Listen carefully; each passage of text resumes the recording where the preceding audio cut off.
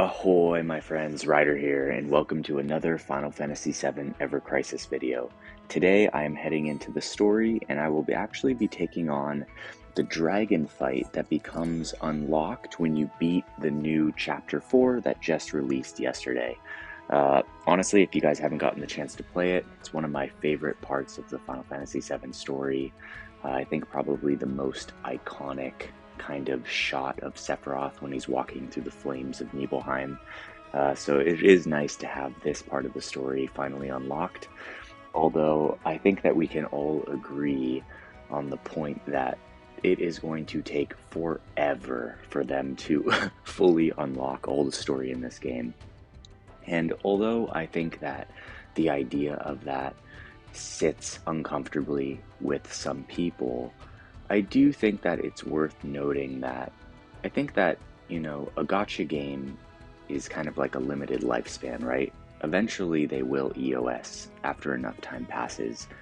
And I think that it's for games that you really like, and for me, I really do love Final Fantasy VII Ever Crisis. It is by no means perfect, but it is still in its infancy stages, and I think that with more content to come out in different gameplay modes, I really do think that this game has the bones, if you will, to really become something great.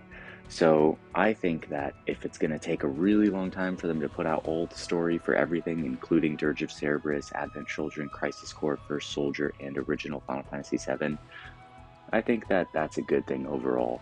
It is going to get a little boring here and there, but I also think it's worth noting that I don't think that, for me, I don't want to be playing on my phone on a mobile game all the time. So where there's little periods of kind of like a caesura, like a rest in between everything, I think that's actually kind of a good thing here and there. But for those of you that want something to just grind on every single day and just want content, I don't know, there's not much I can say, but we did just get the new chapter yesterday, and today I am going into the Episode 1 Dragon right here. This is the extra fights, and this is one of the first guides I've done for this. This fight is going to be not so bad. I'm going to go in here and show you the setup after I show you the dragon.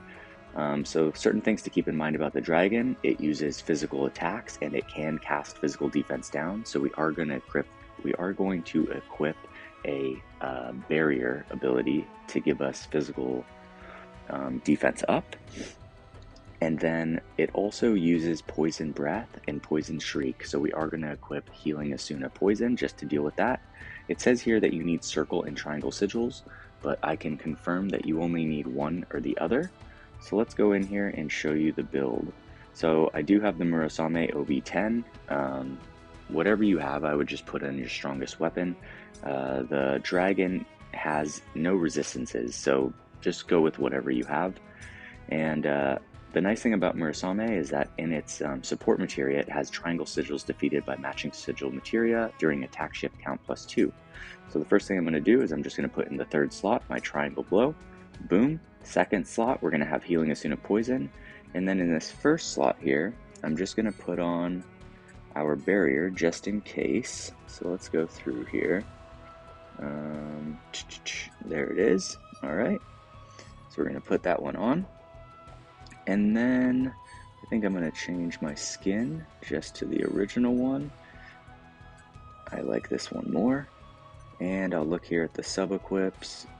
And I think that I will switch over. I think I'll actually just go with this. This is going to increase my lightning potency overall. Alright, so this is going to be my team going in. My strategy is to just do as much damage as possible. You'll see that he's not super hard, although it is can be tricky to fight with one character. But yeah, let's get into the fight and I'll show you guys how it goes. You just want to be sure to break his sigils and heal from his poison immediately after he casts it on you. Alright, so I'm going to go into manual right here. And I'm just going to start casting Thunder Strikes over and over and over. Alright, so we're going to block his first Poison Shriek. The very first thing I'm going to do is Healing Asuna myself. Alright, and just go back to damage. If you're not doing quite as much damage, it's not a big deal. you will slowly be able to take him down. If you do have a triangle boost or a circle boost weapon, it's going to make this phase much easier. Alright, so I'm going to go for 2 heals here, and then get in some attacks. Alright. Alright, so this dragon dive is coming. I'm going to cast a barrier on myself and switch to the defense stance. And then after this, I'm just going to hit him with cross slash and then hopefully one more thunder strike, and it should be over. Yeah, so this fight can be tricky. I think that if you're having trouble doing enough damage and you're taking too much, you might want to switch barrier over to like a Cura ability, or make sure that you have barrier up on yourself for the entire fight. That way you can take less damage and then try to get in as much damage as possible. But yeah, all in all, a fairly simple fight, not a lot of mechanics to it. So that being said, I wish you guys the best of luck out there. Take care, have a wonderful night, and peace.